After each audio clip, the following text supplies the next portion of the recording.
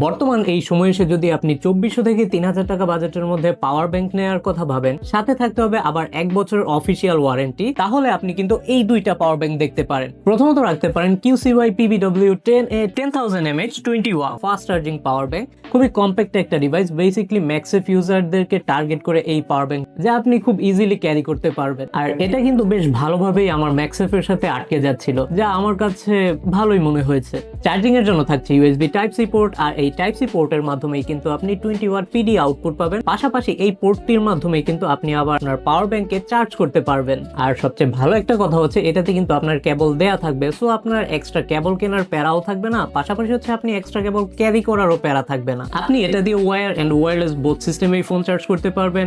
আর যাদের একটু বেশি ব্যাটারি ক্যাপাসিটি দরকার, তারা দেখতে পারেন QCY PB20A 20,000 mAh 45 watt fast charging power bank.